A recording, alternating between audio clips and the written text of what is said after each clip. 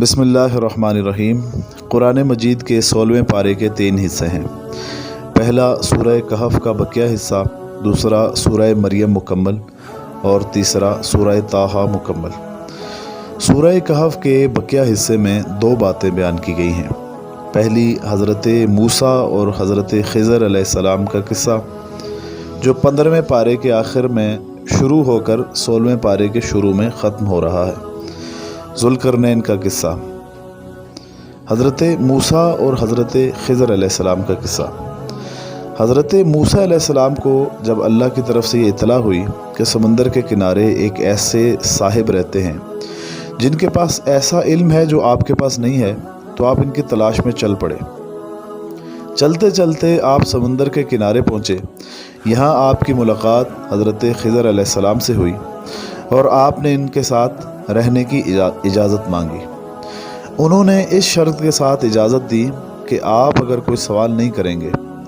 फिर 3 अजीब वाक़यात पेश आए। पहले वाक़े में हज़रत खिज़र अलैहिस्सलाम ने इस कश्ती के तख्ते को तोड़ डाला जिसके मालिकान ने इन्हें किराया लिए बगैर बिठा लिया था। दूसरे वाक़े में एक मासूम बच्चे को कत्ल कर दिया। तीसरे वाक़े में एक ऐसे गांव में गिरती हुई बोसीदा दीवार की तामीर शुरू कर दी जिस गांव वालों ने इन्हें खाना तक खिलाने से इनकार कर दिया था। हज़रत मूसा अलैहिस्सलाम तीनों मौक़ों पर खामोश न रह सके और पूछ बैठे कि आपने ऐसा क्यों किया। तीसरे सवाल के बाद हज़रत खिज़र अलैहिस्सलाम ने जुदाई का ऐलान कर दिया कि अब आप मेरे साथ नहीं चल सकते। अलबत्ता तीनों वाक़यात की असल हकीकत उन्होंने आपके सामने बयान कर दी। फरमाया, किश्ती का तख्ता इसलिए तोड़ा था क्योंकि आगे एक जालिम बादशाह के कारिंदे खड़े थे जो हर सालिम और नई कश्ती ज़बरदस्ती छीन लेते थे। जब मैंने इसे ऐबदार कर दिया तो ये उस जालिम के कब्ज़े में जाने से बच गई। यूँ इन गरीबों का ज़रिया माश महफूज रहा। बच्चे को इसलिए कत्ल किया क्योंकि ये बड़ा होकर वालिदैन के लिए बहुत बड़ा फितना बन सकता था, जिसकी वजह से मुमकिन था कि वो उन्हें कुफ्र की निजासत में मुब्तला कर देता। इसलिए अल्लाह ने इसे मारने का और इसके बदले इन्हें बाकरदार और मोहब्बत व इताअत करने वाली औलाद देने का फ़ैसला फरमाया। गिरती हुई दीवार इसलिए तामीर की क्योंकि 2 यतीम बच्चों की मलकियत थी।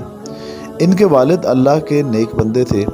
दीवार के नीचे ख़जाना पोशीदा था। अगर वो दीवार गिर जाती तो लोग ख़जाना लूट लेते और नेक बाप के ये 2 यतीम बच्चे इससे महरूम हो जाते।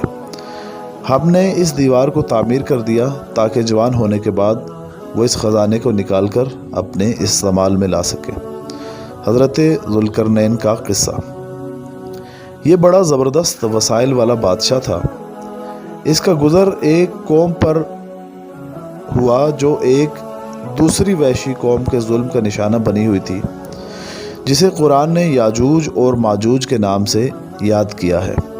ज़ुल्करनैन ने याजूज माजूज पर दीवार चुन दी। अब वो कुर्बे क़यामत में ही ज़ाहिर होंगे।